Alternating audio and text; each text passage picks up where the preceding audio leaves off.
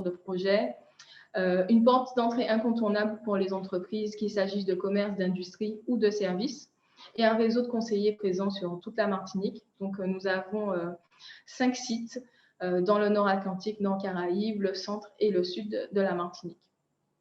Donc, la CCI Martinique vous accompagne sur toutes les étapes de votre projet d'entreprise,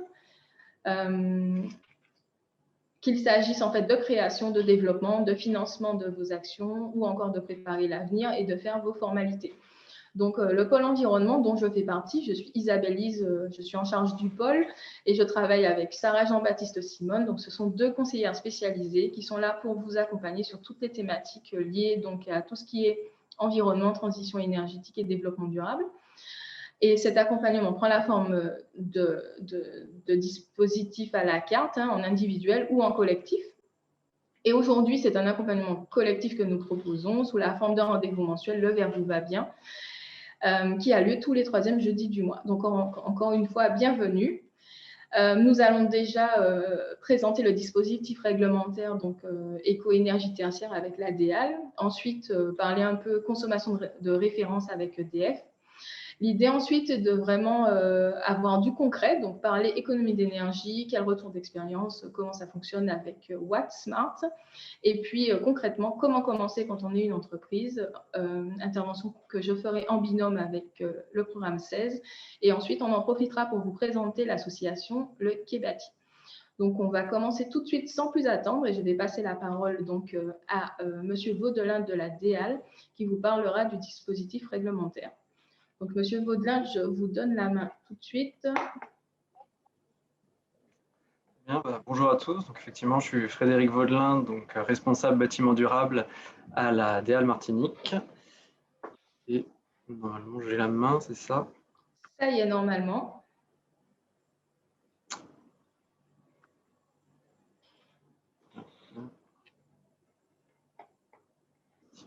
Si j'y arrive.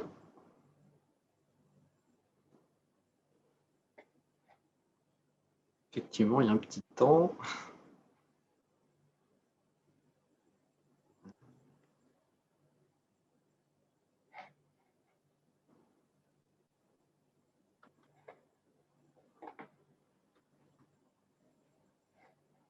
Ah, voilà, c'est bon. Donc voilà, comme je vous ai dit, effectivement, responsable bâtiment durable, et je suis notamment la porte d'entrée pour le dispositif éco-énergie tertiaire, qui consiste donc à faire des économies d'énergie à l'ensemble des bâtiments tertiaires pour cet enjeu. Alors, c'est un enjeu qui date d'il y a plusieurs années, qui a été réaffirmé récemment donc, dans la loi Élan, évolution pour le logement et amélioration du numérique en 2018. Et l'objectif, c'est de faire 40% d'économie d'énergie à 2030.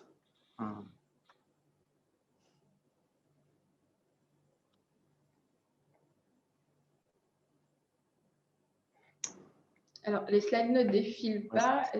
Oui, ça ne défile pas. Du coup, je vais vous laisser la main, ouais. Et puis je vais commenter au fur et à mesure. Ce sera plus simple.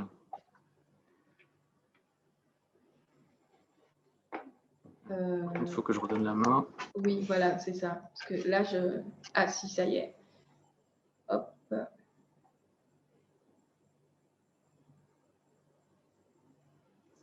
Ah, mais c'est revenu?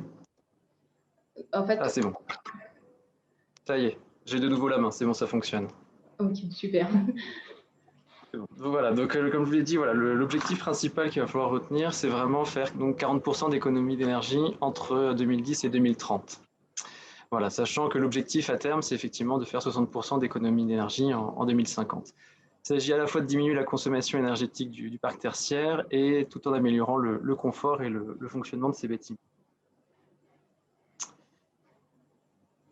Au niveau local, l'enjeu, c'est aussi participer à l'autonomie énergétique de la Martinique prévue donc pour 2030 dans la PPE, la programmation pluriannuelle de l'énergie. Parce que effectivement, l'autonomie énergétique, ça passe notamment par le développement des énergies renouvelables, mais aussi par la diminution de la consommation d'énergie au niveau global sur l'ensemble de l'île.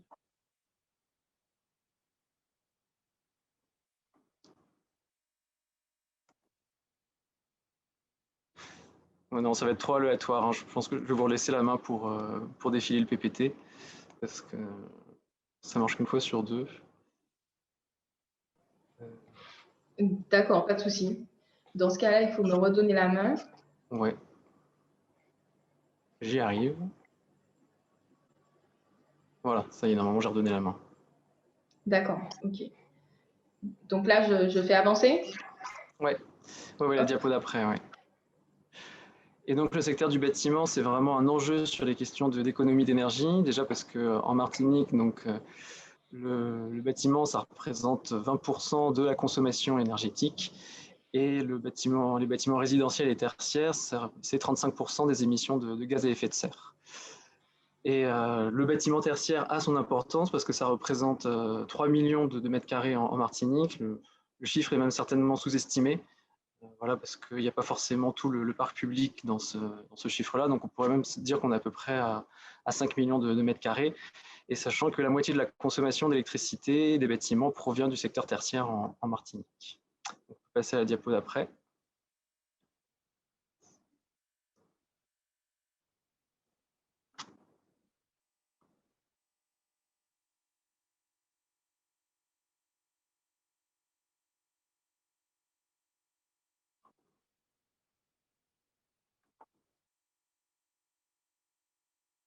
Voilà, donc l'enjeu maintenant, c'est de savoir effectivement quels sont les bâtiments concernés. Donc tout d'abord sur l'activité tertiaire, c'est vraiment l'activité tertiaire au sens large. Donc à partir du moment où c'est pas un bâtiment de production agricole ou de production industrielle, donc tout ce qui va être commerce, bureaux, établissements scolaires, hôpitaux, commerce, supermarchés, tout ça va être concerné par le décret tertiaire. Donc a priori, l'ensemble des activités sont concernées. Les exceptions sont vraiment très rares. Donc ça, c'est pour voilà, la catégorie d'activité. Et ensuite, pour le type de bâtiment, donc sur la slide suivante, ça concerne que les bâtiments de plus de 1000 m². Sachant qu'on apprécie ce seuil de 1000 m² de trois manières différentes. Soit c'est le bâtiment qui a une surface de plancher qui est supérieure ou égale à 1000 m². Soit on est dans un bâtiment qui héberge plusieurs activités, mais qui peut être un bâtiment mixte avec du logement et des activités aussi. Et l'ensemble des activités font plus de 1000 m². Il faut savoir que si je prends l'exemple d'un centre commercial où chaque cellule fait moins de 1000 m², mais que si on regarde sur l'ensemble du bâtiment et que toutes ces cellules en cumulé font bien plus de 1000 m², c'est l'ensemble du bâtiment, donc l'ensemble des cellules qui vont être concernées, même si elles font chacune moins de 1000 m².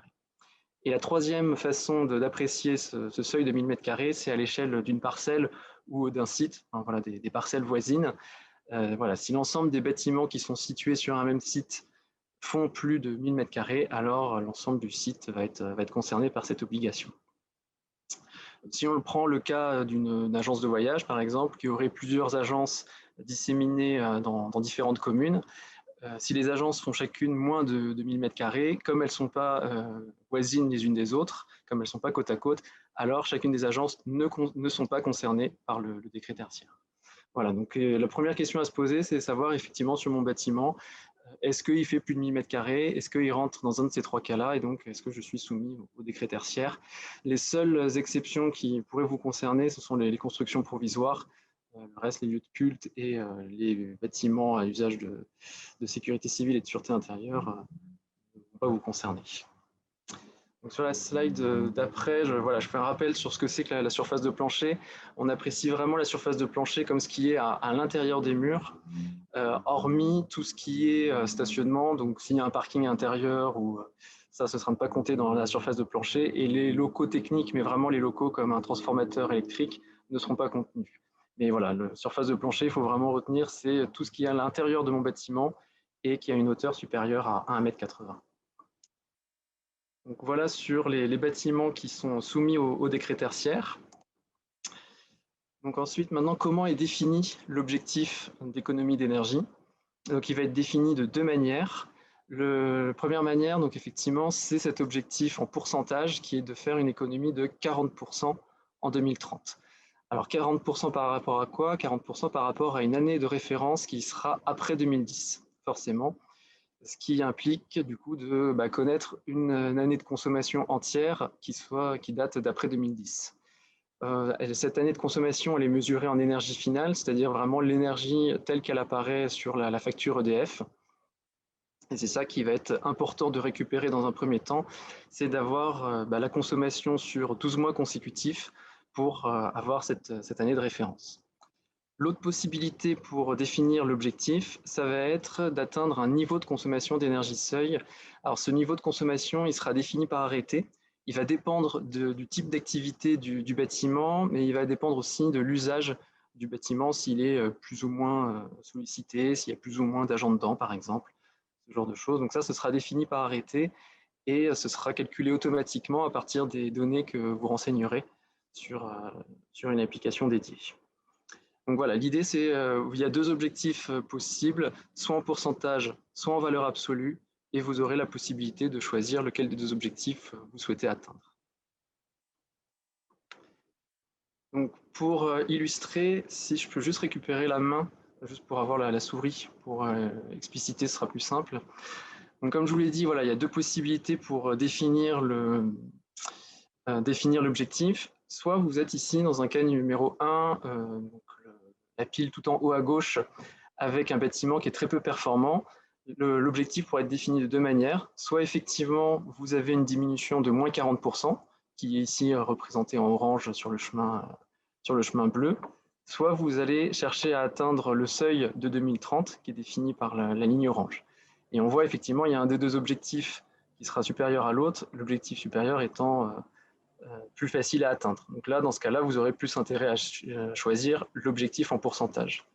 Mais le deuxième cas, c'est pour les bâtiments déjà performants, ceux qui auraient déjà fait des travaux de performance énergétique, pour pas qu'ils soient pénalisés avec un objectif en pourcentage qui soit plus difficile à atteindre pour eux.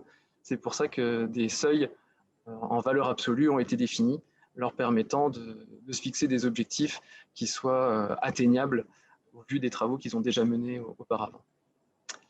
Donc voilà sur la façon de définir ces deux objectifs. Maintenant, il y a plusieurs leviers d'action qui sont disponibles pour faire des travaux d'économie d'énergie. Donc ça, c'est la slide juste après. Alors, du coup, vous avez le contrôleur. Ah oui, pardon, c'est vrai. Hop. Voilà.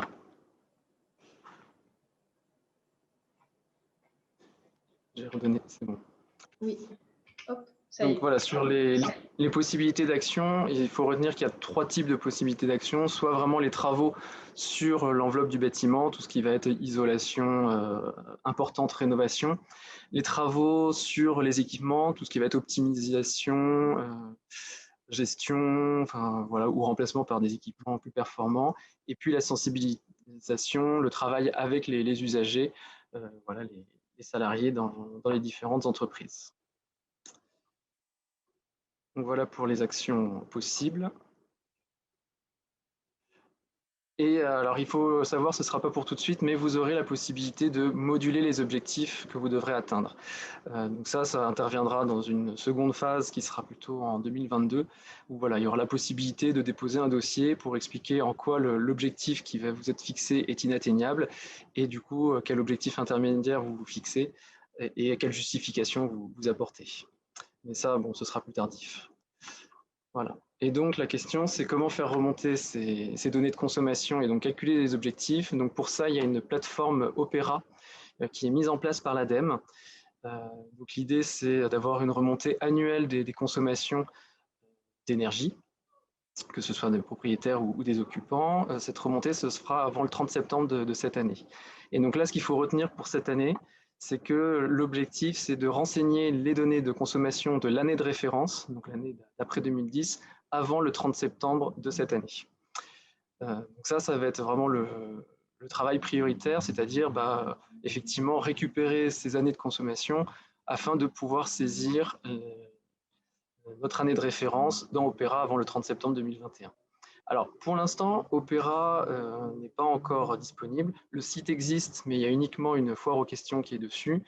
La possibilité de créer des comptes et de renseigner des données, pour l'instant, ce n'est pas encore déployé. Ça va arriver d'ici avril ou mai, mais en fait, aujourd'hui, ce qui est nécessaire, c'est que les entreprises anticipent la récupération des données afin d'être prêtes juillet-août de cette année pour pouvoir saisir les consommations et bien respecter ce délai du 30 septembre. Sur ce que va permettre du coup cette plateforme de suivi en ligne, donc effectivement de définir la situation de référence. Alors c'est à la fois effectivement les consommations d'énergie telles qu'elles apparaissent sur vos factures, mais aussi des indicateurs d'intensité d'usage. Ça peut être par exemple le nombre de mètres carrés par poste de travail pour une surface de bureau, le nombre de bureaux vacants. Voilà. Ces indicateurs-là vont dépendre de votre activité. Donc ils sont nombreux et je ne peux pas les détailler ici. Ce sera effectivement sur ce site-là, donc vous pourrez moduler les objectifs si besoin. Ce site vous permettra aussi d'obtenir une attestation annuelle comme quoi vous respectez bien les consommations. Et puis, ce site aussi aura un intérêt, c'est que normalement, il devra être interfacé avec les outils des fournisseurs d'énergie. C'est-à-dire que si vous donnez la possibilité à votre fournisseur d'énergie d'alimenter directement Opera pour vous, vous n'aurez pas à saisir les données de consommation annuelle. Donc, l'idée, c'est vraiment de faciliter la transmission des données. Et puis, plus largement, l'intérêt, c'est de pouvoir récupérer des données au niveau national et d'avoir justement une connaissance plus importante sur la consommation d'énergie du bâti, notamment du tertiaire. Voilà, et puis pouvoir faire un retour d'expérience sur cette base de données. Voilà sur Opera, sachant que effectivement donc les résultats annuels devront être affichés, que ce soit à destination des salariés au sein de l'entreprise, et qu'il y aura une notation effectivement éco-énergie tertiaire qui sera créée. Ces documents seront également importants lorsqu'il y aura une cession des bâtiments. Donc ça, c'est important parce que ce qui veut dire c'est qu'un bâtiment qui est aujourd'hui dans votre patrimoine et que vous prévoyez de céder à court terme, bah aujourd'hui, vous devez au moins faire le travail d'identifier les consommations de référence pour que lorsque vous ferez la cession, ces données-là puissent être transmises avec les documents de la vente. Sachant que du coup, l'objectif pour atteindre les 40% d'économie d'énergie, ce sera l'acheteur qui récupérera ces objectifs à mettre en place. Sur le dispositif, les sanctions qui sont prévues, il y a un dispositif notamment de name and shame qui consiste à citer sur un site internet les entreprises qui ne respectent pas cet objectif de 40%, plus d'autres amendes qui sont prévues.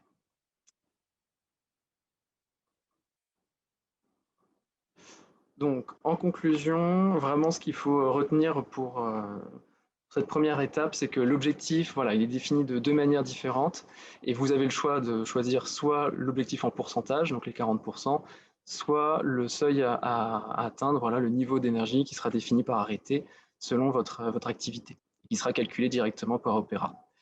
Autre chose importante à retenir pour cette année, c'est que c'est ce délai du 30 septembre 2021 où vous devrez avoir saisi vos données de consommation pour l'année de référence, mais également aussi des données caractérisant votre bâtiment, notamment ça va être les surfaces, et puis tout ce qui va avoir trait aux indicateurs. Ah, on ne m'entend plus? Si, moi je t'entends. Si, on entend. Oui, c'est bon. Ok, donc vraiment toutes les informations sur le bâtiment. Et puis, donc l'idée, c'est dès aujourd'hui déjà d'identifier les bâtiments qui vont être concernés par ce dispositif éco-énergie tertiaire, donc les bâtiments de plus de 1000 m² selon les trois critères.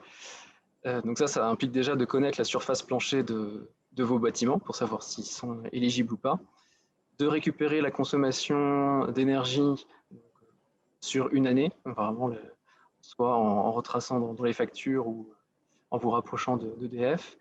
Et puis pour les bureaux, donc là c'est un premier exemple, mais voilà, c'est un peu les indicateurs d'usage. Donc pour les bureaux, c'est notamment le nombre d'heures ouvrées par an et le nombre de la surface par poste de travail et taux d'occupation. Voilà, donc déjà avoir une première idée sur ces chiffres-là. Et donc pour conclure sur éco-énergie tertiaire, vraiment L'intérêt de cette démarche, c'est que dans un premier temps, c'est la perspective d'économie financière, que ce soit par les travaux, l'optimisation de l'exploitation des équipements, le travail de sensibilisation que vous pouvez faire des salariés, ou les travaux d'intervention sur la rénovation, l'isolation ou autre. Enfin, voilà, il y a vraiment un retour sur investissement à court, moyen et long terme qui peut être intéressant, et donc des perspectives d'économie financière à envisager de ce côté-là. C'est aussi un moyen d'aborder la question du confort des occupants et des qualités de conditions au travail, et de replacer un peu le salarié comme aussi, lui, comme acteur de ces économies d'énergie possibles dans l'entreprise. Et ensuite, c'est un impact conséquent aussi sur la réduction des émissions de gaz à effet de serre, et donc la participation sur la lutte contre le changement climatique de ce côté-là. Voilà, donc j'en ai terminé pour la présentation. Vous aurez donc le document. Je vous ai notamment mis après ensuite des ressources que voilà, vous pouvez consulter. Donc je ne détaillerai pas ici, mais vous avez les références réglementaires et surtout des guides qui sont intéressants à consulter pour retrouver les informations données aujourd'hui. Il y a également des guides qui peuvent donner des conseils sur des travaux ou des opérations à mener pour atteindre cet objectif.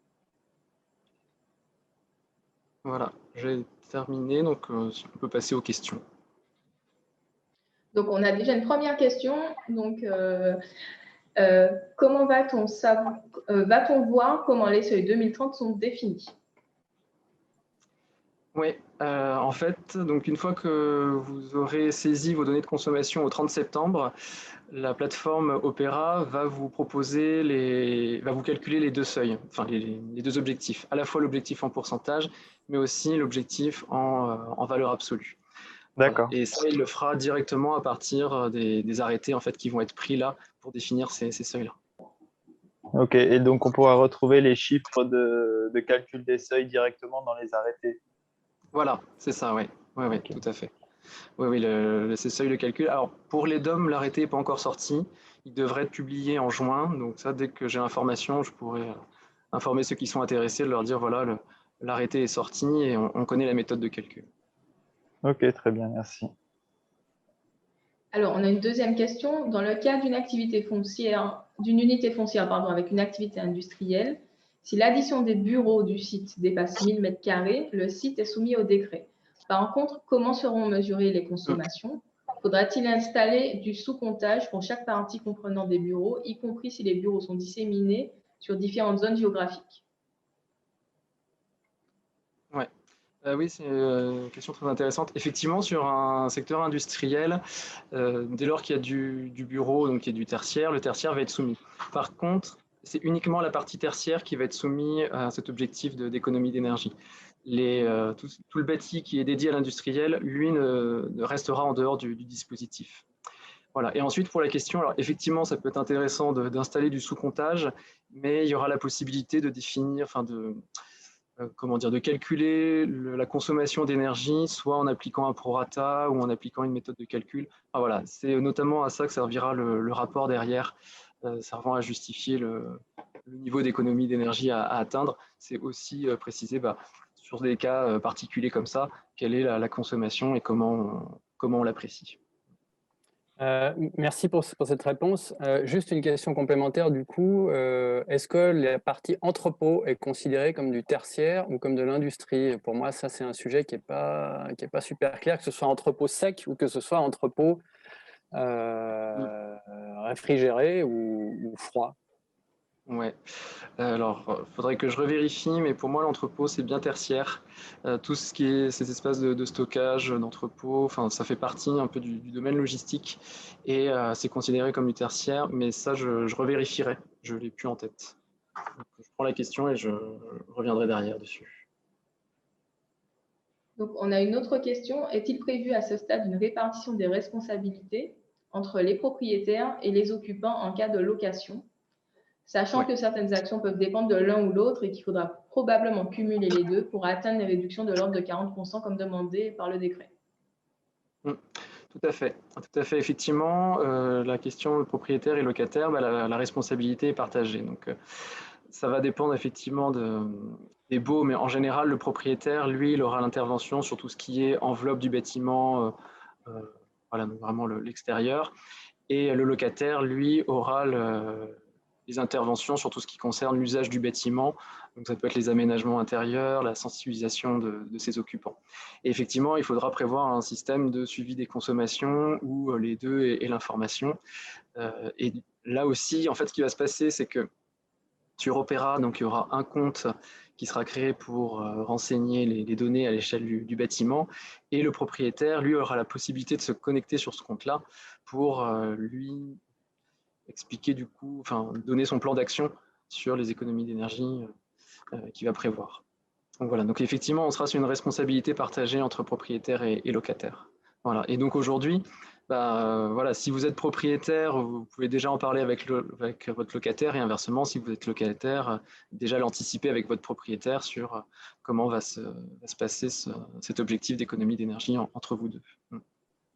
Et donc, ça veut dire qu'il y aura 2 plans d'action qui seront mis en place pour un bâtiment en cas de location. Ouais. Un plan d'action pour le propriétaire qui, j'imagine, vont plus traiter de l'enveloppe ou de ces choses-là, et un plan d'action pour le locataire, l'occupant, qui va plus traiter de l'utilisation, etc., des équipements.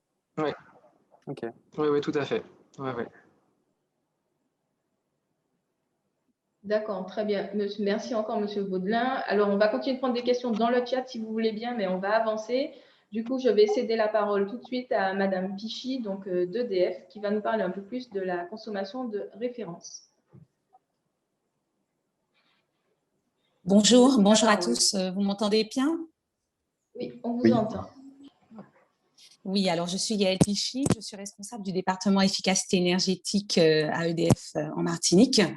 Le rôle de ce département est d'animer la maîtrise de la demande d'énergie sur le territoire aux côtés des partenaires du programme territorial de la maîtrise de l'énergie. Donc, vous en avez certainement déjà entendu parler, hein, l'ADEAL, l'ADEME, le SMEM, la collectivité territoriale de Martinique.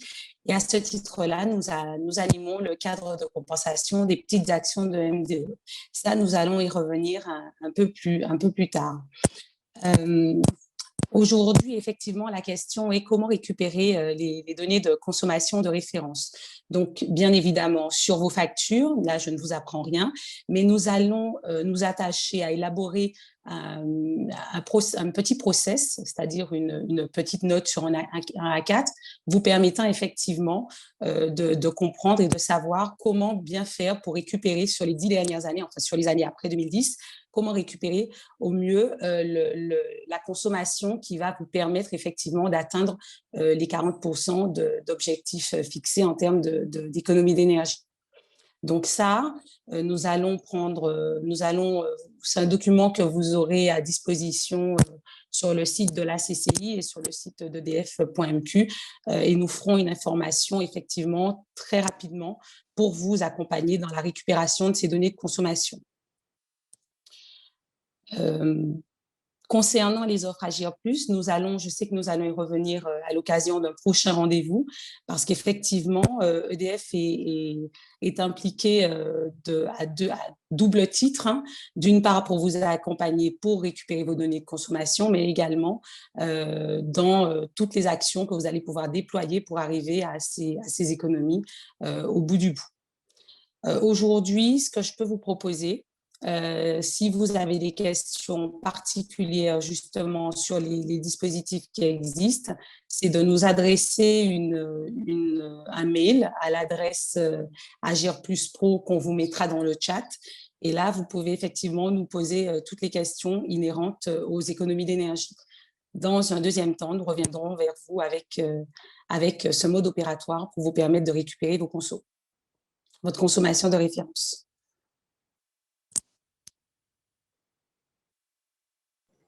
Merci beaucoup, Madame Pichy. Donc, je viens de mettre l'adresse mail dans le chat. Donc, on va la répéter. agienpluspro-du6mq@edf.fr. Donc, comme Madame Pichy l'a annoncé, il y aura un webinaire pour aller un peu plus dans le détail des aides et de l'accompagnement que EDF peut proposer. Et du coup, on peut se demander à ce stade qu'est-ce qu'il est possible de faire sur du bâtiment et quel retour d'expérience sur les bâtiments. Et donc, ça nous permet tout de suite de passer la parole à Monsieur Strobel de la société Watt Smart, pardon. Bien, merci Isabelle. Du coup, je te laisse peut-être faire défiler, vu la difficulté qu'on a là D'accord. en termes de timing. Donc bonjour à tous. Donc voilà, je suis Jérôme Strobel. Donc Watsmart, on est un bureau d'études en Martinique qui est spécialisé sur les économies d'énergie et la maîtrise de la demande. Donc on fait des audits énergétiques, on accompagne des clients dans la réduction des consommations, dans trouver des projets et les accompagner dans leur réalisation. Et donc là, je vais vous présenter quelques éléments en fait qui peuvent rendre un peu concret des pistes d'action sur ce qui peut être fait, basé sur du retour d'expérience de bâtiments existants en Martinique qu'on a pu réaliser au travers de différentes missions qui ont été financées par l'ADEME et qui d'ailleurs ont été réalisées en collaboration avec des confrères qui, sauf erreur, participent là à ce webinaire, dont je salue la présence, que ce soit OC2 Consultants ou Bureau Veritas. Donc, je te laisse passer à la diapo suivante, Isabelle. Voilà, donc la première question qu'on peut se poser, c'est évidemment de savoir comment les bâtiments tertiaires consomment de l'énergie ou de l'électricité en particulier.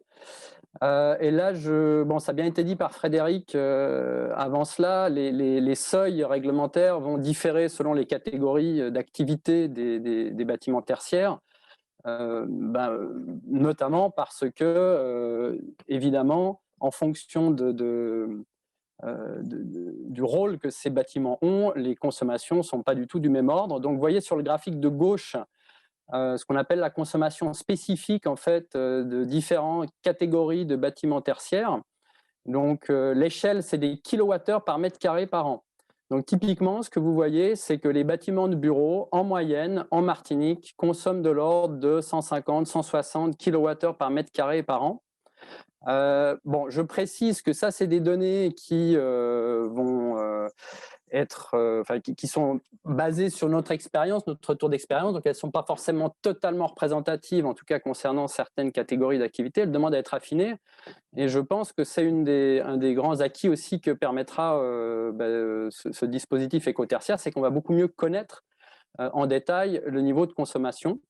Mais en tout cas, on peut estimer qu'on est dans cet ordre-là. Donc ça peut déjà vous dire, si vous avez votre bâtiment de bureau, eh bien vous regardez combien de mètres carrés vous avez, vous regardez combien de kilowattheures vous consommez par an, et ça va tout de suite vous dire si vous êtes plutôt un bâtiment qui est de l'ordre de ceux qui sont plus performants ou moins performants. Et donc vous voyez les grandes différences, les restaurants consomment plus de 500 kilowattheures par mètre carré par an, les hôtels ne sont pas très loin de 300. La grande distribution alimentaire, donc là, on parle en fait, donc la grande distribution alimentaire et non alimentaire, les chiffres sont issus d'une étude qu'on a réalisée justement récemment sur le secteur du commerce avec donc Watsmart et avec OC2 Consultants. Et donc là, on a des données qui sont relativement fiabilisées quelque part. Et donc vous voyez que la grande distribution alimentaire consomme presque de 600 kWh par mètre carré par an. Et ça s'explique parce que les supermarchés, les hypermarchés contiennent du froid alimentaire qui est fortement consommateur d'électricité.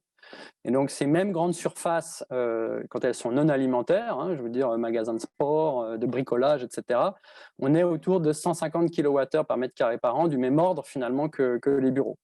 Et puis vous avez enfin école, collège et lycée avec des variations de ces catégories, mais vous voyez où on est à des consommations beaucoup plus faibles, notamment parce qu'une grande partie des superficies ne sont pas climatisées dans ces bâtiments-là. Et donc sur le tableau de droite, j'ai remis ces différentes catégories en indiquant quel est l'usage le plus consommateur. Alors même si dans la plupart des cas, ça coule de source. On a la climatisation qui, en général, consomme la moitié des consommations ou plus, en tout cas pour les bureaux, pour les hôtels, pour la grande distribution non alimentaire, typiquement les supermarchés, les grandes surfaces qui ne proposent pas de produits frais. Et par contre, école et lycée, vous voyez que par exemple dans le primaire, c'est l'éclairage qui est numéro 1. Donc ça, c'est quand même intéressant parce que souvent, les propriétaires ou les clients imaginent que l'éclairage est la première source de consommation, par exemple, parce que c'est ce qui est le plus visible, c'est ce dont on parle le plus, ça va être des actions assez accessibles, mais bon, la réalité est un peu différente. Et puis, peut-être aussi pour vous motiver un peu, parce qu'on voit bien qu'il va falloir faire des en fait, il va falloir se retrousser les manches quand même. On a 10 ans pour le faire, enfin 9 ans pour le faire, en 2030. Mais enfin, les ambitions sont élevées, hein, puisqu'il s'agit de réduire de 40% sa consommation d'énergie en 10 ans. Bon, ça nécessite un plan d'action assez costaud, hein. Ça nécessite d'être assez vaillant dans les actions à réaliser, ce qui est une très bonne nouvelle pour la planète, bien sûr, hein. Mais du coup, ça permet aussi de faire des économies financières. Et donc, c'est pour ça que je vous ai mis le coût moyen annuel de l'électricité qu'on peut estimer, hein, sur la base de ces chiffres-là. Si vous avez un bâtiment de 1000 m², bon, ben voilà, en moyenne, un bâtiment de 1000 m² de bureau en Martinique qui dépense entre 20 et 25 000 euros par an, on va dire. Et donc, vous pouvez multiplier par le nombre de fois que vous avez 1000 m² dans votre établissement, et ça devrait vous donner une fourchette du niveau de coût en fait, de l'électricité. Et donc, ça veut dire que si on réduit de 40%, on va réduire de 40% cette facture. Donc, ça aussi, c'est tout à fait bienvenu. Voilà, alors, pour aller plus sur les actions, donc avant de vous montrer un peu des actions possibles, moi je voulais bien rappeler quelque chose qui je crois est très important, c'est qu'il y a un ordre dans lequel il est pertinent de réaliser des actions. Souvent, quand on pense transition énergétique, on va penser installation de panneaux photovoltaïques pour couvrir sa consommation. Alors c'est une très bonne idée, bien sûr, mais avant de couvrir sa consommation en énergie renouvelable, on va d'abord chercher à réduire sa consommation, parce qu'évidemment, il y a des gros gisements de réduction dans la consommation, et si on ne les utilise pas, ça veut dire qu'on va devoir surdimensionner des panneaux photovoltaïques qui devraient couvrir nos consommations. Et donc, on va devoir surinvestir dans la production renouvelable, et donc ça assèche quelque part la possibilité de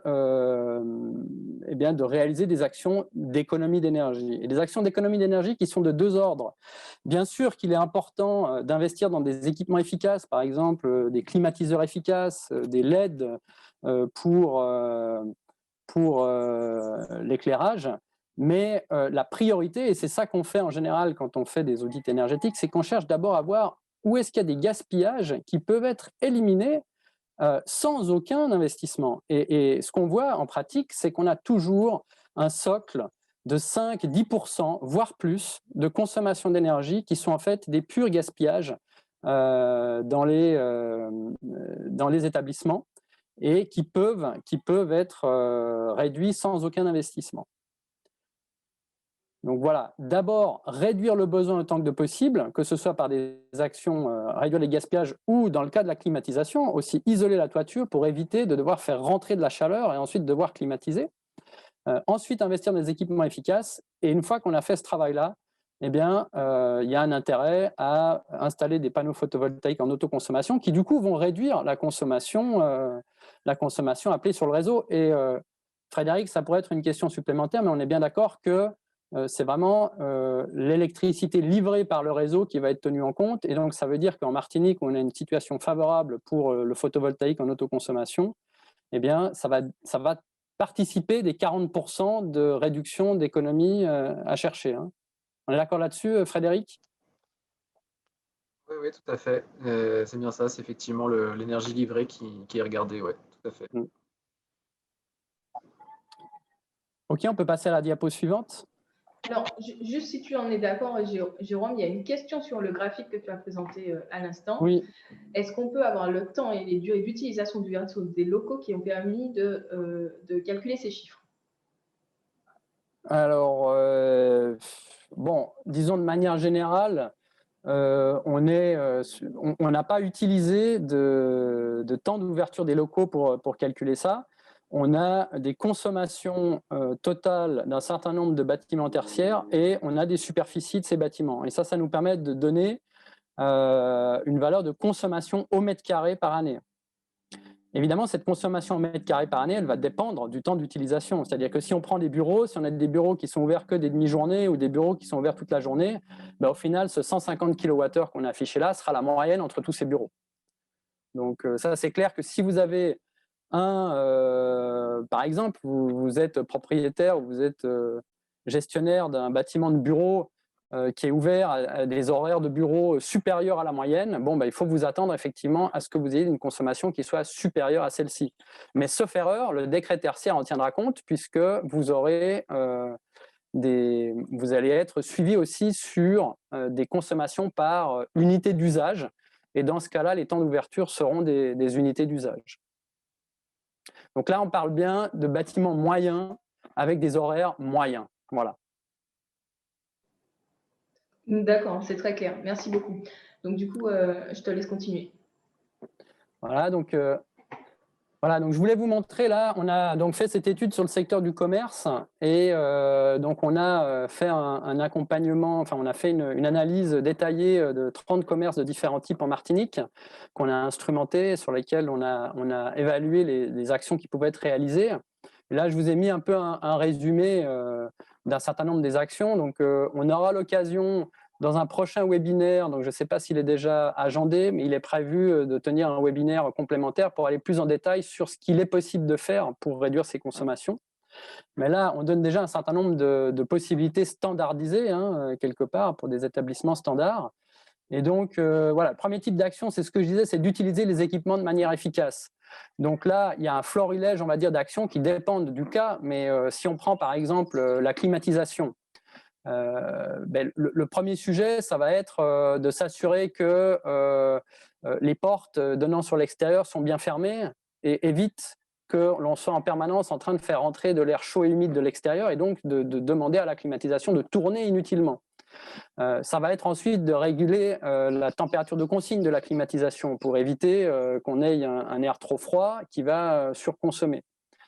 Ça peut être aussi de s'assurer que la climatisation est bien éteinte systématiquement en dehors des périodes d'ouverture, parce que ce n'est pas systématiquement le cas. Alors parfois dans les commerces, le but il est de maintenir, notamment pour des produits frais, une certaine température, mais là aussi, attention aux exagérations qui peuvent coûter très cher.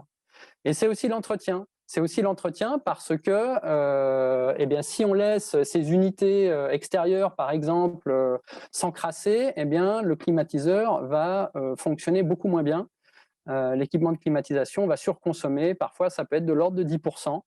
On a aussi le calorifuge qu'il faut bien respecter. Donc voilà, il y a toute une série d'actions qui sont à la fois de l'ordre de l'entretien, de l'usage et des régulations qui, de manière systématique, peuvent faire 5 à 10% et dans certains cas, beaucoup plus encore que ces 5 à 10%-là.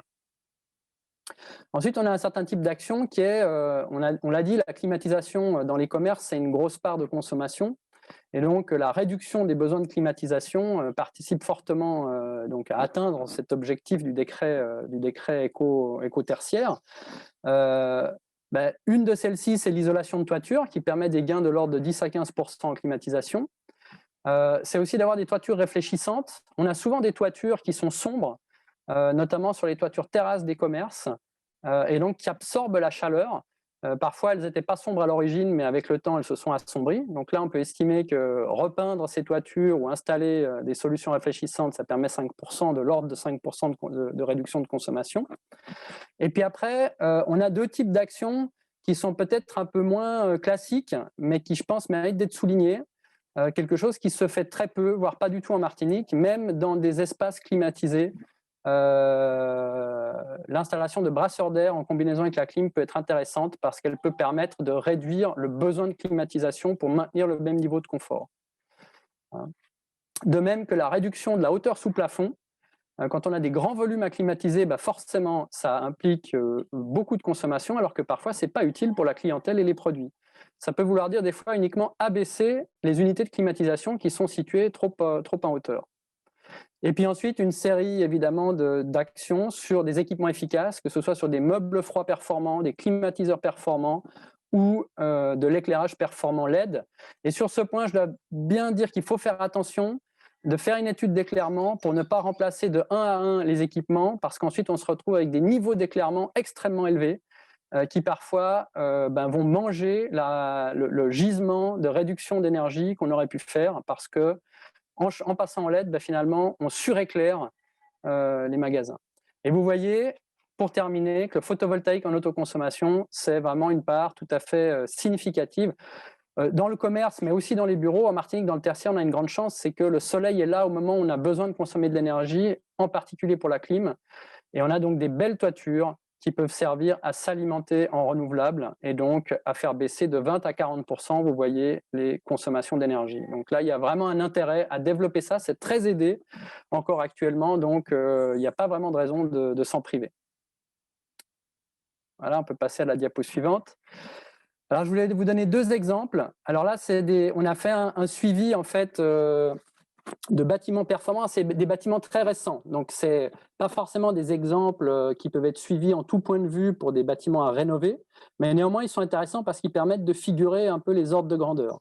Donc là, on a un bâtiment de bureau qui a mis en place une isolation performante en toiture et dans les murs. Vous voyez, là, on voit la toiture, c'est la première photo là au centre, 18 cm de watts de cellulose. Donc, on a une surisolation en toiture, mais qui est très efficace. On a des vitrages avec double vitrage, donc qui sont intéressants. On a de l'apport de lumière naturelle qui est tout à fait intéressant. Vous voyez sur la droite la photo. À l'intérieur, vous voyez qu'entre les bureaux, on a des grands espaces, on a du vitrage intérieur qui permet de faire en sorte qu'on peut réduire, notamment dans les couloirs, on profite de la lumière naturelle des bureaux et des uns et des autres pour se la partager. Voilà, on a mis un certain nombre d'autres choses en place et vous voyez que dans ce cas-là, on parvient à une réduction de 46% de la consommation par rapport à un bâtiment standard. Voilà, on peut passer à la diapo suivante. Et là, je vous donne un exemple de commerce. Alors, c'est un commerce très intéressant parce qu'il a fait le choix d'être en ventilation naturelle. Donc, il n'y a pas de climatisation dans ce commerce. C'est un choix tout à fait ambitieux de la part du propriétaire qui est en cohérence avec, disons en tout cas, le principe de son magasin.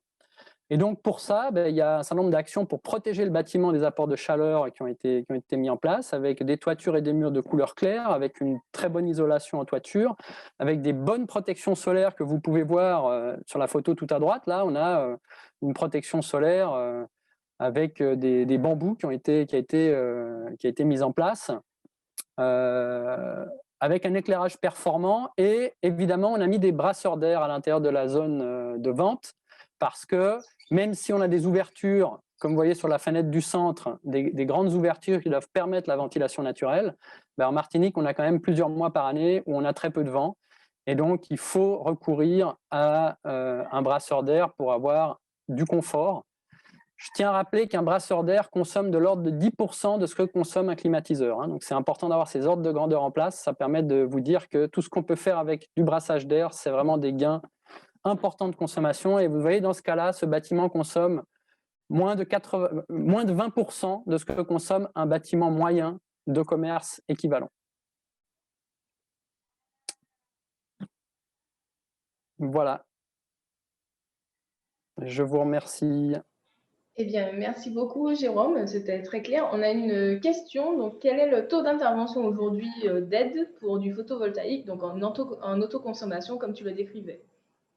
Alors, c'est un calcul qui est un peu plus compliqué que ça à faire. On ne peut pas donner ce chiffre immédiatement.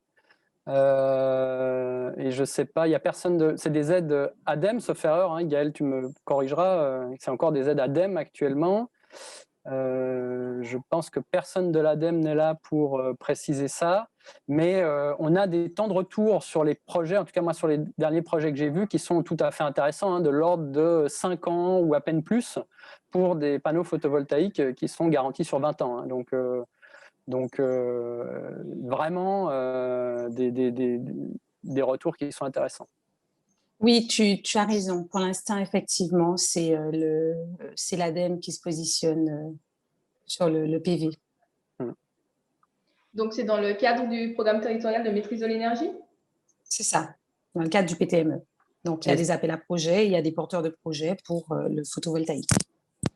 Et ce qui est demandé dans ce cadre-là, c'est de faire une analyse de maîtrise de l'énergie préalablement à cette installation de photovoltaïque, comme je vous le disais en introduction, pour ne pas, si on voit à travers une étude de faisabilité, un audit énergétique, il y a la possibilité de réduire la consommation de manière plus rentable ou de manière plus intéressante avant le photovoltaïque, c'est d'aller chercher ces gisements-là, sans s'interdire bien sûr d'aller chercher la possibilité d'alimenter en renouvelable derrière. D'accord, très bien. Donc, si je résume, en fait, l'entreprise doit d'abord faire le bilan en fait, de ses comportements, en tout cas avec les salariés, améliorer le comportement, mettre en place des éco-gestes, ensuite investir dans des équipements qui sont plus efficaces en consommation et dans un troisième temps, envisager de passer aux ENR. C'est bien ça? C'est ça, on peut imaginer faire les trois d'un coup aussi si on a un projet cohérent. Hein. C'est des choses qui arrivent quand on a des projets, mais penser les choses dans cet ordre-là, c'est effectivement ce qui va permettre de faire le plus de gains au final. D'accord. Donc, il y a quelques commentaires dans le chat, je vous invite à les lire. Donc, effectivement, il y a aussi des prestataires qui peuvent en fait financer l'investissement et revendre l'électricité en direct pour les entreprises qui le souhaitent. Il y a également le cadre de compensation qui peut offrir des possibilités. Et comme l'a dit Jérôme, il y aura un webinaire dédié en fait à tout ce qui est financement de votre transition énergétique. Donc, restez à l'écoute. Ce qu'on va faire là tout de suite. Oui, vas-y, Jérôme. Non, je me permets juste par rapport à cette remarque là qu'il y a des développeurs solaires qui peuvent financer l'investissement. La problématique que vous aurez dans ce cas-là, c'est que si vous revend, alors si c'est lui qui revend directement, ok, c'est dans le cadre d'une autoconsommation en fait quelque part sans passer par le réseau. C'est ça qui est proposé. Dans ce cas-là, ça pourra être utile par rapport aux obligations du décret tertiaire, mais si c'est de la revente sur le réseau, par exemple de la location de toiture, des choses comme ça qu'on trouve, ça n'aura aucune incidence sur le décret tertiaire puisque, voilà, sans revente. Donc effectivement, dans ce cas-là, c'est intéressant, ça permet de… Parce qu'effectivement, même s'il y a des taux d'aide qui sont importants, ça reste quand même cher à l'investissement et ce n'est pas forcément à la portée de tous les… Tout le monde n'a pas le capital disponible pour ça et donc ça peut être une solution. D'accord, très bien. Et donc, pour rester dans le pratique, pour qu'une entreprise en fait puisse entamer sa transition énergétique de façon simple, la CCI avec notamment le programme 16, le bureau d'études de Green Technology et puis avec l'aide de l'ADEME et du programme territorial de maîtrise de l'énergie, a imaginé en fait un processus qui permet à une entreprise de commencer de façon sereine. Donc, la première étape de ce processus, en fait, c'est ce qu'on a appelé un autodiagnostic. Donc, cet autodiagnostic a été développé, en fait, en partenariat avec Green Technology qui a mis sa base de données à disposition. Et donc, l'autodiagnostic est très simple. En fait, il s'agit d'entrer des données de nature… des données qui décrivent votre activité. Donc, on vous demande, par exemple, la nature de l'activité, votre emplacement. Il y a des questions sur les surfaces des locaux, sur la flotte et votre facture d'électricité. C'est quelques questions qui vous permettent ensuite d'identifier en un traitement de données automatisé les économies d'énergie que vous pouvez réaliser, les économies de gaz à effet de serre que vous pouvez réaliser et les économies financières qui sont possibles. Donc, en mettant en place des actions décrites par Jérôme Strobel, à savoir des éco-gestes, de l'investissement ou encore du recours aux ENR. Pardon. Donc, ça, c'est vraiment la première étape qu'on recommande aux entreprises. Et une fois que cet autodiagnostic a été fait, en fait, un conseiller du programme 16 va vous contacter. Donc, programme qui va être présenté tout de suite donc, par Anissa Zapata, qui est notre partenaire.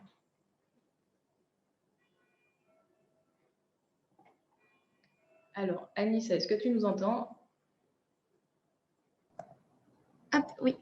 Est-ce que vous m'entendez? Oui, là, ça y est. La parole est à toi. Très bien, merci Isabelle. Bonjour tout le monde. Donc effectivement, je vais vous présenter le programme 16 qui est l'étape suivante après cet autodiagnostic en ligne qu'a réalisé l'entreprise. Eh bien, on a un chargé de mission 16 qui va s'occuper de prendre contact avec l'entreprise. Alors, avant de décrire la suite du parcours entreprise, peut-être quelques mots sur le programme 16 pour bien comprendre de quoi il s'agit. Est-ce qu'on peut juste faire dérouler? Voilà, merci. C'est un programme de sensibilisation et d'accompagnement aux économies d'énergie qui se déroule sur plusieurs territoires, y compris la Martinique. Les autres territoires concernés sont des territoires qu'on appelle ZNI, des zones non interconnectées, qui ne sont pas donc connectées au réseau continental. C'est un programme C2E qui est donc financé dans le cadre de ce dispositif-là, qui est labellisé par le ministère de la Transition écologique et soutenu par l'ADEME. Et enfin, qui est mis en œuvre donc en local avec les partenaires du PTME et le comité MDE de chaque territoire. En Martinique, il est donc porté par l'entreprise EcoCO2, dont je fais partie, et il est déployé sur le terrain par le Carbet des Sciences, qui est une association de vulgarisation scientifique et qui œuvre sur tous ces sujets de technique, d'industrie et de sciences. On peut passer à la slide suivante. Alors, petit détail effectivement important, c'est un programme, tout ce que je vais vous présenter, est un programme qui est 100% pris en charge pour les entreprises. Donc, il est complètement gratuit pour les entreprises. Donc, une fois que l'entreprise a réalisé son autodiagnostic en ligne, il y a un chargé de mission 16 qui se charge de recontacter cette entreprise et de lui poser des questions complémentaires pour obtenir encore plus d'informations sur la typologie exacte de l'entreprise, ses activités et ce que ça va engendrer dans ses consommations. L'objectif de ce court échange, c'est ensuite d'orienter les entreprises vers les dispositifs qui existent sur les territoires. On sait aujourd'hui qu'il existe tout un tas de soutiens financiers, d'accompagnement technique, que ce soit aussi bien mis en place par les partenaires du PTME, mais aussi via d'autres programmes C2E qui sont en place sur le territoire, qui s'adressent aux entreprises. Et parfois, les entreprises sont un peu perdues face à tous ces messages, face à toutes ces informations-là. Donc, le but pour nous, c'est d'identifier la typologie de l'entreprise, son activité, et de la renvoyer vers des dispositifs pour lesquels l'entreprise est éligible. Les dispositifs, bien évidemment, qui ont pour finalité la réalisation d'économies d'énergie. Ensuite, le chargé de mission 16, eh bien, il va proposer 2 offres qui sont les offres emblématiques du programme 16. Il va proposer à l'entreprise de réaliser un atelier de formation. Alors, je dis bien à l'entreprise, c'est-à-dire à l'ensemble des salariés de l'entreprise, que ce soit aussi bien du dirigeant, du référent énergie, du responsable QHSE, mais aussi de tout l'ensemble des salariés. L'idée étant de sensibiliser toute l'entreprise à ces enjeux énergie qui sont fortement liés au changement climatique et ensuite d'emmener l'entreprise dans le cadre de cet atelier vers des sujets plus spécifiques qui sont liés aux métiers, aux activités. Donc, on va venir parler des éco-gestes plus propres aux entreprises. Je vais développer par la suite ces ateliers de formation. Et la deuxième offre que propose ce chargé de mission, c'est la mise à disposition gratuite, encore une fois, d'un kit capteur pour suivre ses consommations d'électricité. Donc, c'est là où ça peut être intéressant aussi dans le cadre de ce décret tertiaire, c'est qu'on met à disposition des entreprises un capteur qui se branche sur un compteur numérique. Ça ne fonctionne pas sur des compteurs sur des compteurs mécaniques. Et grâce à ces capteurs-là, vous allez pouvoir visualiser en temps réel votre consommation, agir dessus, recevoir des conseils personnalisés et avec tout un tas de fonctionnalités, en tout cas, qui vont vous permettre à l'entreprise de mieux comprendre ses consommations énergétiques et d'agir directement dessus. On peut passer à la slide suivante. Donc, pour venir légèrement en détail sur ces ateliers de formation 16, donc comme je disais, on a une partie qui est très générale et qui vient présenter les enjeux liés au changement climatique, qui est donc une problématique globale avec des conséquences locales. Donc, l'idée étant de mettre en avant les conséquences que cela a sur notre territoire et comment le secteur de l'énergie est contributeur de ces effets du changement climatique. Il s'agit également de mieux comprendre la transition énergétique en Martinique. Lorsqu'on parle de transition énergétique, quelle est la stratégie, quelles sont les actions prioritaires à mener? Donc, Jérôme rappelait effectivement cette démarche de sobriété à mener dans un premier temps et du coup qu'on soutient via cette démarche aussi d'économie d'énergie. On retrouve tout en haut de la slide à droite un chiffre qui est assez parlant et qui est anecdotique, mais 583 grammes de CO2, c'est le contenu carbone d'un kilowattheure en Martinique. C'est-à-dire que lorsqu'on produit un kilowattheure en Martinique, eh bien, d'un point de vue environnemental, il nous coûte 583 grammes de carbone. Il faut savoir qu'en métropole, dans l'Hexagone, on est autour de 50-60 grammes. Donc en Martinique, on a beau être une population bien inférieure à celle de l'Hexagone, en attendant 1 kilowattheure produit, en tout cas en Martinique, 10 fois plus, presque 10 fois plus de carbone que dans l'Hexagone. Donc ça renforce cette idée de démarche de sobriété à mener avant tout et d'économie d'énergie, de programme d'économie d'énergie à réaliser. Deuxième partie de l'atelier qui est beaucoup plus centrée donc sur l'activité même de l'entreprise, la transition dans mon entreprise, où on va venir présenter les différents éco-gestes qui sont plus attraits à du changement de comportement.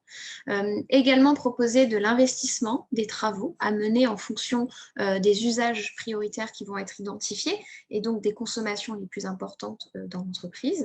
Et également, on axe une partie de l'atelier sur les dispositifs d'aide que l'entreprise peut venir solliciter. Encore une fois, en fonction de ses consommations les plus importantes et de ses usages les plus importants pour avoir des rentabilités, des taux de retour sur investissement plus intéressants. Ce sont des ateliers de formation qui peuvent être réalisés en distanciel. Bon, j'allais dire en présentiel, mais avec le contexte actuel et encore plus aujourd'hui, on n'en est absolument pas sûr. Ce sont des ateliers qui durent entre 1h30 et 2h et qui peuvent se faire au sein même d'une entreprise ou qui peuvent être groupés en fonction des fonctions de métier. On peut passer à la slide suivante. Deuxième offre du programme 16 et ce qu'on propose aussi aux entreprises, c'est donc la mise à disposition d'un kit capteur. Alors ce kit capteur, sa fonction première, ça va être de mesurer une consommation globale. On n'a pas la possibilité de mesurer par usage, mais d'avoir une consommation au global. Ça permet d'avoir des informations en temps réel sur sa consommation, mais également de corréler ces informations-là avec des données, des informations liées à la météo, à la température intérieure, température extérieure, taux d'humidité, et ainsi de pouvoir tirer des conclusions entre sa consommation et la météo quotidienne. Ça permet aussi, grâce à un outil de restitution et de visualisation de ses consommations, ça permet à l'entreprise de comprendre sa consommation en suivant, en identifiant les charges de consommation, en identifiant les talents de consommation. Par exemple, sur des locaux qui n'ont pas d'activité la nuit, eh bien, on peut toujours observer un talon de consommation, comment est-ce qu'on peut venir réduire ce talon-là. Et comme je le disais, avec certaines fonctionnalités de la plateforme qui vont permettre de donner des outils d'analyse aux utilisateurs et des suggestions pour réaliser des économies d'énergie avec cette finalité donc de réduire sa consommation. Ça peut passer par du changement de comportement, mais également vers de l'action, vers de l'investissement et des travaux. Enfin, des conseils vers la réalisation de ces travaux. On peut passer à la slide suivante. Le kit capteur, donc on voit sur le schéma à droite, se compose donc de 2 capteurs météo qui sont à disposer à l'intérieur même du local commercial, donc le local de bureau. Un capteur qui va être directement branché sur le compteur, donc numérique, important que ce soit bien un compteur numérique. Et enfin, une passerelle qui va permettre de communiquer entre qui va permettre de transférer toutes les données que renvoient ces capteurs-là vers une box. Donc effectivement, en prérequis, il faut disposer d'une box Internet. Et cette box, donc, qui va ensuite envoyer les données vers cet outil de restitution, visualisation, qui est accessible via son ordinateur, mais via également son téléphone, son mobile. Donc les prérequis sont effectivement la box Internet, de disposer d'un compteur numérique et d'avoir une prise de courant proche pour pouvoir brancher justement cette passerelle-là. Je passe rapidement sur toutes les fonctionnalités de cet outil, avec, comme je l'ai précisé au préalable, des consommations en temps réel, de l'affichage des consommations de veille, des alertes de consommation. On peut se fixer soi-même ses objectifs d'économie d'énergie, comparer ces données par rapport au mois précédent, à la semaine d'avant, etc. Donc j'insiste, en mon sens, c'est un outil qui peut être très utile dans le suivi de ces consommations en vue de l'atteinte des objectifs dans le cadre du décret tertiaire. On peut passer à la slide suivante.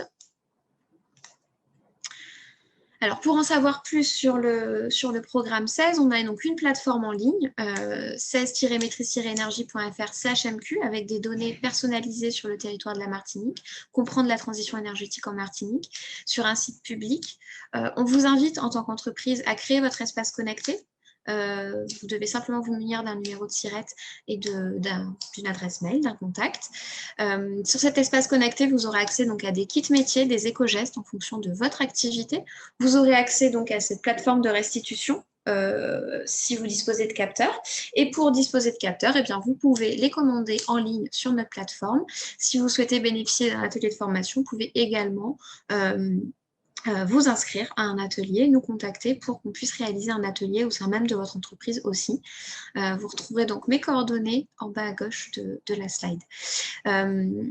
Je rajouterai que, il me semble que c'est la dernière slide. Est-ce qu'on peut aller au-delà? Il me semble que c'est la dernière. Oui, si on peut revenir en avant. À ces offres-là, le chargé de mission 16 oriente donc les entreprises vers ces offres-là, l'atelier de formation, la poste de capteur, mais également donc vers tous les dispositifs existants sur le territoire et propose également à l'entreprise un accompagnement qui donc va être présenté par Isabelle, un accompagnement de la CCI à justement aller solliciter ces dispositifs. On sait que bien souvent, ce qu'il manque aux entreprises, c'est l'expertise en interne pour pouvoir déposer des dossiers, constituer des dossiers, avoir accès à de l'information et aller solliciter ces dispositifs-là. Donc, c'est ce qu'on a essayé de construire avec la CCI, c'est vraiment un parcours entreprise complet de l'autodiag en ligne qui est fait par l'entreprise, jusqu'au contact avec le chargé de mission 16, jusqu'à ensuite l'accompagnement, où là, la CCI reprend la main pour amener l'entreprise, l'accompagner à aller solliciter ces dispositifs déjà existants.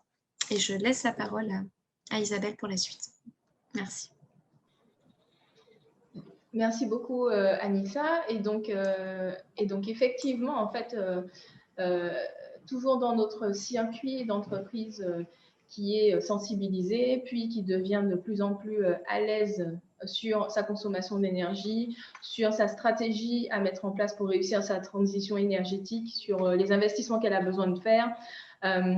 La CCI donc intervient à ce moment-là pour un accompagnement vraiment à la carte, adapté en fait aux besoins que l'entreprise aura identifiés.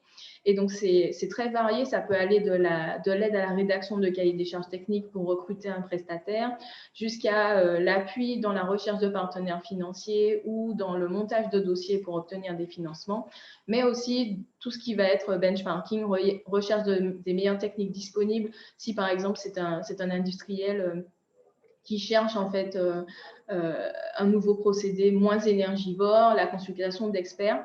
Donc, on est aussi en lien avec la communauté des conseillers CCI sur tout le territoire français qui ont des retours d'expérience intéressants à partager.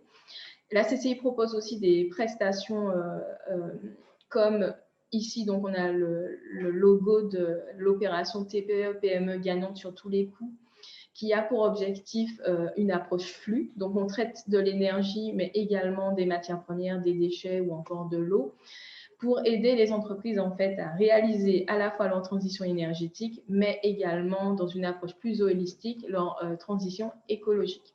La CCI Martinique travaille également sur des outils. Donc, on vous en a présenté un premier, l'autodiagnostic. On a aussi un deuxième outil qui est très utile aux entreprises, c'est un annuaire qui leur permet d'identifier très rapidement les prestataires qui peuvent répondre à leurs besoins en matière d'éco-entreprise, donc eau, énergie, déchets et bureau d'études en fonction donc, du besoin identifié. Donc, à ce stade, il n'y a pas énormément de questions dans le chat. On va déjà répondre à celles que je vois. Donc, quels sont les partenaires pour les aides à la transition énergétique? Donc, en fonction du projet de l'entreprise, les partenaires sont variés. J'ai envie de dire que ça dépend de la taille du projet, du type d'investissement et de l'ambition de l'entreprise. En tous les cas, on a déjà cité le programme territorial de maîtrise de l'énergie. On peut également citer l'ADEME, donc Agence de la transition écologique, EDF et tous les obligés qui peuvent également permettre aux entreprises de bénéficier des certificats d'économie d'énergie. Et puis, du coup, en fait, il y a également des appels à projets parfois lancés par la CRE, donc la Commission de régulation de l'énergie. Donc, les dispositifs d'aide sont assez variés et donc, c'est vraiment au cas par cas qu'on définit le meilleur accompagnement. Donc, on a un des membres du PTME qui est avec nous, EDF. Je vais laisser Mme Pichy compléter si elle le souhaite. Avant de passer à la suite de la présentation. Exactement ça, hein, vous l'avez bien dit. Nous sommes un certain nombre d'acteurs et nous sommes nombreux à intervenir. Alors, j'ai parlé tout à l'heure du cadre de compensation qui est un programme d'à peu près 70 actions qui vise effectivement à accompagner tous les segments de clients et donc effectivement les entreprises que vous êtes vous êtes concerné par ces accompagnements. Vous avez effectivement tous les autres membres du PTME. Vous pouvez passer en fonction de la taille de votre projet, vous pouvez répondre à des appels à projets et effectivement présenter des projets au PTME qui peuvent effectivement être accompagnés en plus du cadre de compensation, et puis effectivement toutes les aides de l'ADEME qui sont présentes sur la plateforme de l'ADEME. Mais ça, nous y reviendrons effectivement au cours du webinaire qui sera dédié à ces questions de l'accompagnement pratico-pratique. Voilà. Je repasse la parole. Parfait. Donc, du coup, Anissa Zapata qui vous fait aussi une annonce. Donc, à partir de la semaine prochaine, le programme 16 mettra à disposition un annuaire de tous les dispositifs existants qui vous permettra d'y voir un peu plus clair parmi tous ces dispositifs d'aide. Et puis, du coup, on a voulu saisir l'occasion de ce webinaire pour vous présenter une association qui est une ressource également pour vous. Donc, c'est l'association Kebati. Et je vais tout de suite céder la parole à M. Bernet, qui est chargé de mission au sein de Kebati. En attendant, je vous invite à poser toutes vos questions dans le chat pour qu'on puisse avoir un dernier temps de questions en fin de webinaire. Merci. Alors, merci Isabelle. En quelques mots, Kebati est une association citoyenne qui existe depuis 3 ans en Martinique, qui a pour but en fait, de promouvoir la qualité environnementale des bâtiments et qui fait aujourd'hui partie du réseau bâtiment durable, qui est un réseau national. Donc, Kebati représente ce réseau sur la Martinique. Et pour vous, Kebati est un centre de ressources. Vous pourrez retrouver sur notre site internet différentes ressources sur le bâtiment durable, à destination du grand public et des professionnels. Et puis, on va aussi vous proposer, donc, sur ce sujet du décret tertiaire prochainement, un webinaire donc, plus sur le côté bâtiment technique, sur des retours d'expérience, un peu ce qu'on a vu avec Jérôme, même un peu plus en détail. Et voilà, je voulais remercier la CCI Martinique pour l'organisation de ce premier événement autour du décret tertiaire. Je pense qu'il y en aura encore beaucoup d'autres d'ici 2030. Et puis, remercier tous les partenaires également. Et voilà. Merci beaucoup, Éloi. Donc, nous avons fait toutes les présentations. Donc, il est encore temps de poser quelques questions. Est-ce qu'il y en a dans le chat ou est-ce qu'il y a quelqu'un qui veut prendre la parole?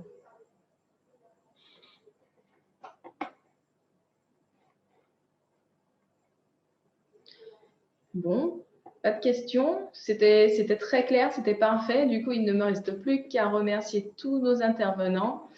Merci à M. Vaudelin, merci à Mme Pichy, merci M. Strobel, merci à Mme Zapata et M. Bernet. Nous restons disponibles pour les questions si besoin. Donc, les intervenants ont communiqué leurs coordonnées, mais vous les retrouverez ensuite dans le replay, puisque le replay sera posté sur le Facebook de la CCI et sur les Facebook des autres partenaires qui le souhaiteront. Et puis, nous vous donnons rendez-vous pour le prochain événement Le Vert vous va bien, donc le mois prochain. Merci encore à tout le monde et très bonne fin de journée.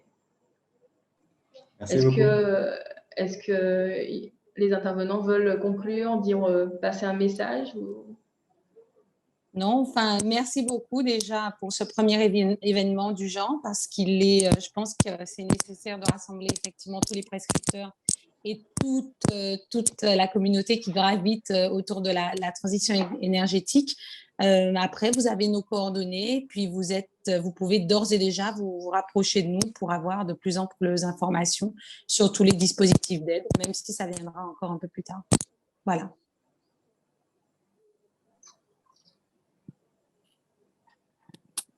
Je joins à Gaël, effectivement, pour remercier la CCI d'avoir organisé ce webinaire et puis vous rappeler que la DEAL est toujours disponible pour pouvoir répondre à vos questions sur ce dispositif. Donc, n'hésitez pas à me solliciter, vous avez là aussi mes coordonnées. Merci également à la CCI, et puis évidemment, n'hésitez pas aussi à vous faire accompagner, évidemment, de spécialistes sur ces questions pour aller vers la transition énergétique que demande ce décret tertiaire. Merci à tous. Merci à tout le monde. Je ne vais pas répéter, mais merci en tout cas pour l'invitation à la CCI. Merci de votre présence. Et on reste à votre disposition pour toute question ou tout renseignement complémentaire. L'esprit gagnant. CCI Martinique.